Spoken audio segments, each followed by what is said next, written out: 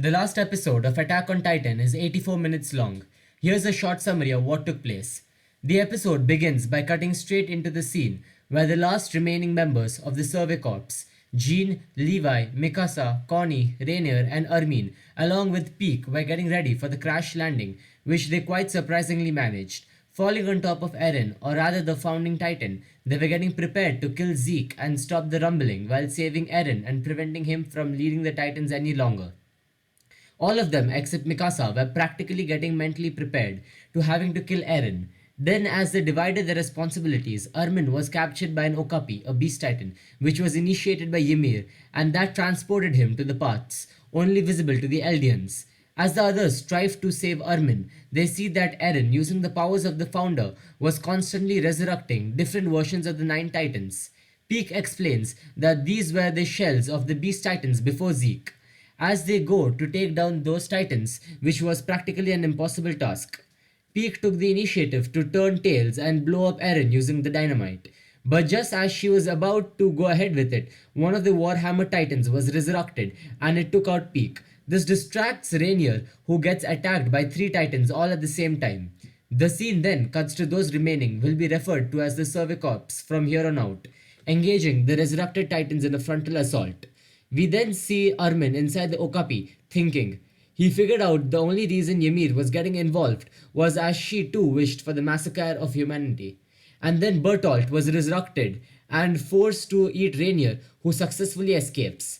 Then we see Jean holding on to Rainier as both of the ODM gears stopped functioning and each was close to falling off.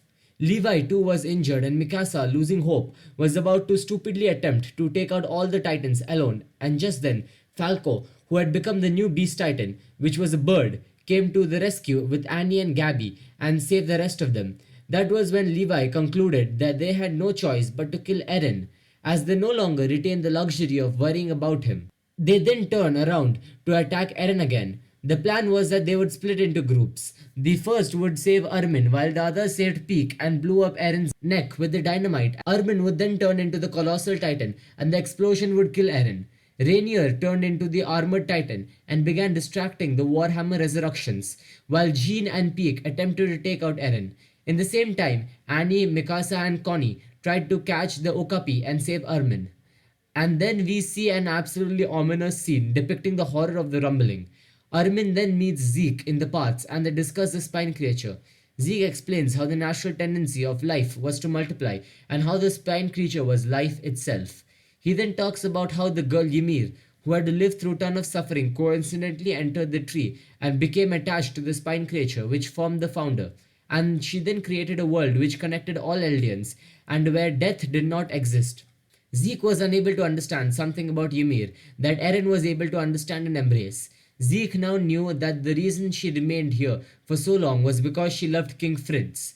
They then spoke about actions that made them happy and were not necessary for multiplying at all, and embracing those actions was a chink of it all.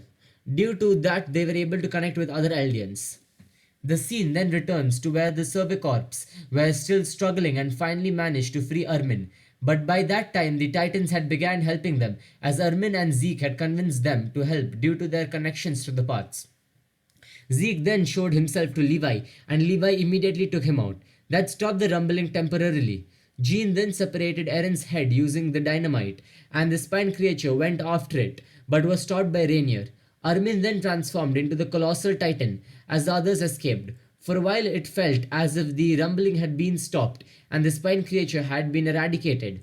But that would turn out to be false. The spine creature released a gas that would turn everyone except the Ackermans and the Titan Shifters into titans. The remaining Survey Corps then attacked Eren again. The scene then cuts to a past event of Eren and Mikasa having a little conversation by their house which Eren had removed from her memory. He asks her to forget about him when he died. Mikasa then cuts off Eren's head and the scene cuts to the final chapter where Armin and Eren are speaking. All of these events had been erased from their respective memories by Eren, but it was coming back eventually. Eren explained how he had no option but to obey the future that he could see, as there was no other result that was more favorable to the Eldians, and that Ymir had made a connection with Mikasa. And Eren said that he had already killed 80% of humanity and reduced the population outside the walls to the same level of civilization as Paradis. After a few events in the middle, they cut to the scene where Mikasa is below their childhood tree, where she has made a grave for Eren, and that was it.